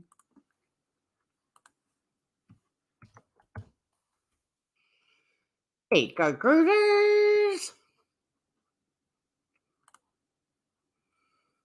The dude on the screen. So we reacted a little bit to Stephanie Harlow, who was using tabloids and not crediting her sources at all. Then we watched the guy live from my sofa, and he did admit that some of the sources were very tabloidy and, you know, take it with a grain of salt. I was just showing the difference between, well, Stephanie Harlow, as far as I'm concerned, is in the same basket as Grizzly.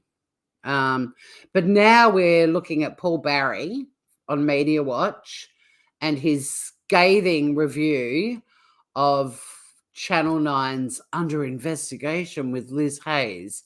In fact, fuck it. We might as well just play it one more time. It's 3 minutes long. Trisha, hello. Oh, well, I'm about to end it, so you can go back to the start later if you wish. Yeah, no, bad. And I didn't even go through her chat session, her comment section, sorry. But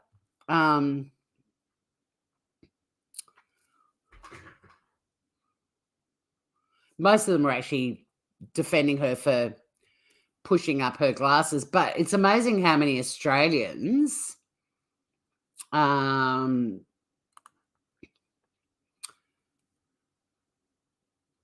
her.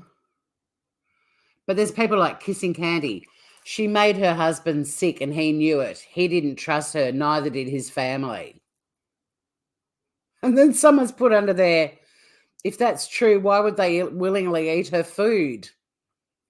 And then this other person's gone, because they were trying to improve their relationship with her and show that even if her and their son separate and aren't on good terms with each other, they still care about her, which is all the more sad. Where did you get all of that information from, Liz Dexamphetamine? Oh my God, that's her name. It's pretty rough. It's pretty brutal. When Erin's lunch survivor, Ian, is able to leave hospital, I hope he speaks publicly about what went down during that afternoon. Well, I think actually he's speaking with the cops, and It may not even be when he's left the hospital. I don't hope he speaks publicly. And then someone goes, I hope so too. The police will be there the moment Ian is able to talk. And I wish Ian a speedy recovery and condolences to the families. But you get onto Ian, cops. They're pretty brutal. And they're very critical of Erin. They say she needs to go. There's someone reasonable on there. If the drawing said R.I.P. Grandma, and it's known Erin's mum died 4 years earlier, it's most likely in remembrance of her mother. Yeah, there is somebody reasonable on there. Oh, there's another reasonable person. It's very normal for kids in Australia to go to the movies or on public transport alone, especially in rural areas.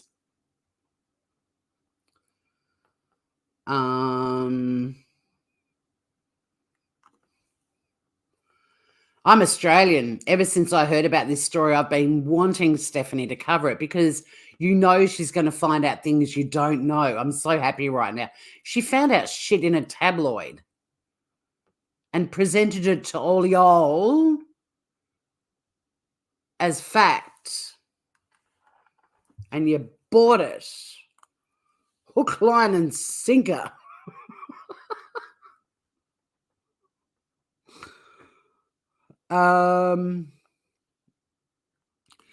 We found a crazy amount of chanterelle mushrooms, but a few months later, there were several mushroom pickers who died from poisoning. Oh, my God, in Oregon in the 90s. Yeah, I bet you didn't forage again. Magic mushrooms are much more fun. Yeah, much love to Mel. You'll be good, mate. You'll be good. All right, so I'm going to give Paul Barry the full screen. Replay this for the groovers who've just arrived. It's 3 minutes of comedy gold. Well, it's not comedy gold. I mean, he is because he's hilarious, in my opinion, and he's ruthless about mainstream media in Australia. And he takes a piss out of this show that a lot of people are citing as a credible source of information. And unfortunately, I think it's because you go horizontal, Groover. I think it's partly because it was on Australian 60 Minutes. And, yeah, for some reason, peeps are mentioning under investigation. And it's shocking. But I'll let Paul explain why. Keep him real. Yeah, you go relax, Mel. Here's Paul in all his glory, and I'll be wrapping up because I'm getting hangry. I need my din-dins. Okay, here we go, Groovers. Let's go to the cook, the diners, and one giant his wife mystery. And her lover. Yes, the giant mystery is one that's left 3 people in Victoria dead and another fighting for his life. All after a mushroom meal. And it's raised more questions than answers. I love But it too. luckily, Nine's Liz Hayes is on the case, looking for answers in her tabloid TV sleuthing program, Under Investigation. It's the fatal feast. A family lunch turned deadly. That's got the whole world. Claimed 3 lives. Was it accidental? Desperate for answers. I'm devastated. I loved them. In a special Under Investigation. Was it an innocent tragedy or was it a premeditated murder? The Mushroom Mystery. Nine bills the show as a gripping investigative program that puts a spotlight on unsolved crimes and mysteries. And when you have a fatal lunch, 3 dead diners, and 1 person of interest, you're looking at the perfect case. But before we could hear all about confessions, the food dehydrator seized by police, revelations, and deadly poison. It was not just one mushroom. we got a Liz Hayes publicity blitz to sell the sizzle with. I do have to pause a couple of times for fair use. But this show is so good. And he's very scathing of the media sleuths. I kind of feel like I'm becoming the YouTube Paul Barry. I mean, I'm not even close, but maybe I should be. Weirdly, I did have a little series I did very briefly on one channel called YouTube Watch, and it was kind of doing this sort of thing. But I like going live and chatting with you groovers. Like, you've got to do lots of really short little videos, and who's got time for production? I mean, Paul's got a team. I haven't. with multiple interviews across Nine's TV and radio platforms. And the sales pitch went like this. How many of these mushrooms do you need to eat to die, basically? How would they get into a beef Wellington, for example? And again, I pointed this out before, but what a stupid ass question. You put them in the beef Wellington, you dumbass. It's a Saturday gathering, lunch, family, and before you know it, 3 are dead. I think whenever we can put ourselves in a situation like that, you're sitting down and that's the last thing you might expect, that you would die. It sure 3 are dead. Oh. I think whenever we can put ourselves in a situation like that, you're sitting down and that's the last thing you might expect, that you would die. It sure is. So, what did we learn from Nine's hour-long deep dive into the fatal lunch? Not much. And did its 5-person... Anyone watching replay, I am very aware that 3 people died. This is a serious story. But seriously, this guy's taking the piss out of Liz, not the fact that 3 people died. Neither am I. Some panel, including 2 former detectives, a clinical psychologist, a toxicologist, and a fungi expert, crack the case. No, it did not. But we did learn about the difficulties of cooking a beef Wellington, the fatal dish reportedly served at the Sunday lunch. It's a challenging choice for any home cook. If you intended to mask the fact that there was mushrooms in a dish, that would probably be a fairly good way of doing it, yeah? And we learned... Except that one of the principal ingredients of a beef Wellington be the mushroom. And that deadly mushrooms are indeed deadly. The death-cap mushroom is a ruthless killing machine. Just absorb that information from Liz. Maybe they need to call it something else so everyone understands it's a ruthless killing machine, because I don't think death cap is clear enough. And then slowly but consistently, your liver literally dissolves. And what about the cook, Erin Patterson, which is what viewers really wanted to know, given she's the only person of interest named by police. See, hang on a sec.